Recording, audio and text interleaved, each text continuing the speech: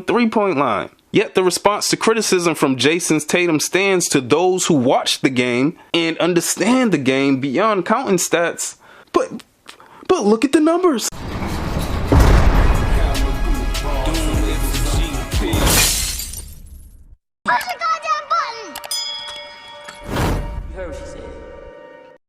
Welcome to Doing It for GP. I appreciate everybody for being here.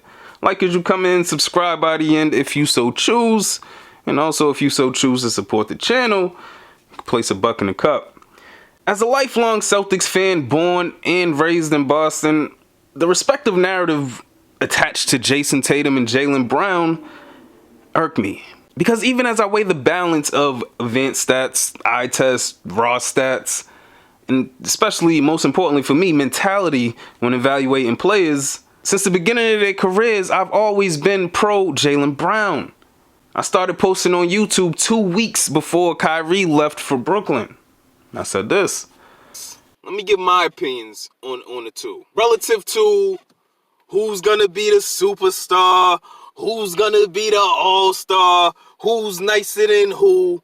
Listen, if you watch basketball, if you know basketball, and you're sleeping on my nigga Jaylen Brown, they have similar ceilings. This is how I'm tired of motherfuckers talking about Jayson Tatum is levels above Jaylen Brown. He got things to work on.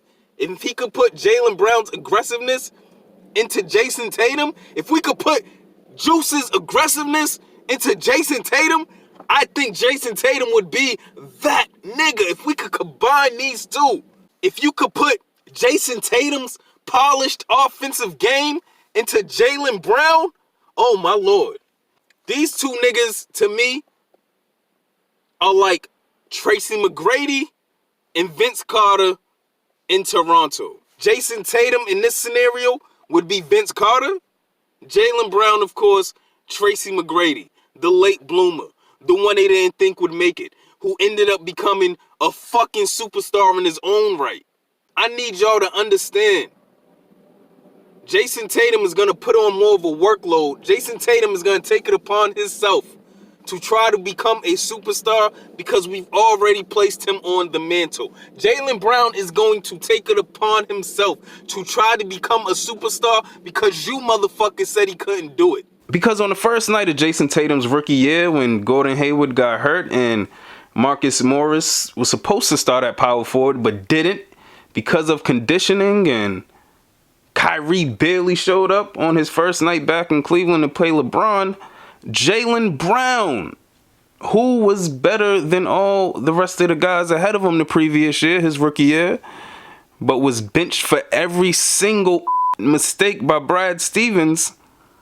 Well, as a starter that first night, his first time starting in meaningful minutes, Jaylen Brown had a game-high 25 for the Celtics in a loss. However, it was then that he showed me his mental toughness and competitive spirit. Speaking of which, he showed it again later in the year, that first Eastern Conference Finals run with Jayson Tatum against the Bucks. First round, game 4, on the Bucks home floor.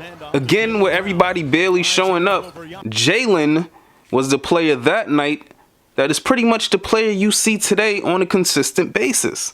Now, while he plays along with the he became great out of nowhere narrative, mostly from the media, he always made sure to make the point that his growth has largely come with opportunity. And that should have been very evident in that first Eastern Conference Finals run when Jayson Tatum put up 18.5 a game and Jaylen put up 18 a game. And that was with one less game played. Side note, in 24 games played in their career, Jaylen Brown without Jayson Tatum, Jaylen Brown has averaged 27, 7, and 3.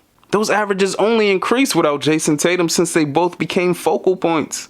So that he's only successful because of Jayson Tatum's gravity narrative has to die. But back to that first Eastern Conference Finals run. Sadly, the only narrative that came out of that, besides he's only 19, even though Jaylen Brown was like 20 going on 21, and a narrative getting debunked every day Jaylen Brown's play forces you idiots not to dismiss it, was that Jayson Tatum is the savior of the Celtics. That thought was only exacerbated by him playing with Kobe, or working out with Kobe that summer. The change in his style of play from an efficient spot-up three-point shooter and a guy who attacked the basket explosively off the first step his rookie year to, from then till kinda now, an inefficient volume shooter who will always produce numbers because in addition to that volume, at 6'9" with more than a 7-foot wingspan, most of his shot output comes from behind the three-point line. This was no more evident and more glaring than last year, the first 3 months of last year, when Jayson Tatum was scoring 27 on 25 shots a game, on below 40% shooting and below 20% from the three-point line. Yet the response to criticism from Jayson Tatum stands to those who watch the game and understand the game beyond counting stats. But look at the numbers.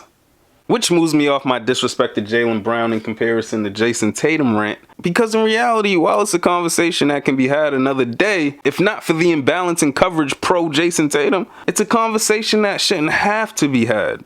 Because they should both just be appreciated for all of what both bring to the table. Flaws and all. And it segues me into, ladies and gentlemen, Jayson Tatum was extremely excited to be the first Celtic to score 30 points a game in a season. To be clear, Jayson Tatum will be better than Paul Pierce and Larry Bird when Donald Trump gets on a live Zoom call with Martin Luther King and Malcolm X to discuss his personal contribution to black reparations. Now, while the Celtics are the league's most storied franchise, you bitches better know it, breaking all of the barriers first, making Tatum's accomplishment a headline in the first place, to the media and overzealous fandom, before that kingdom come, shout out to Jay-Z, we must all remember that in today's NBA, 30 is the new 20. While first in total points this year, Jayson Tatum is number 1 in field goals attempted, number 2 in field goals attempted per game, number 1 in field goal misses. Plays a lot, shoots a lot, misses a lot, takes more threes and twos at 6'9", shows up when he feels like it, has trouble with guys close to his size and attributes. Look, is Jayson Tatum a great player? Yes. Does he have the tools to produce even greater and even more consistently and have an even bigger impact on games than he already does now? Yes. Are his skills magnified and his mistakes marginalized compared to Jaylen's mistakes being magnified and his skills marginalized? Yes. Do Celtics fans and Celtics media overrate what he is now in favor of what his attributes say he should and could be? Possibly stunting the growth of Jayson Tatum because he's already satisfied with the player he is now? Keep going, Free. Yes. Yes.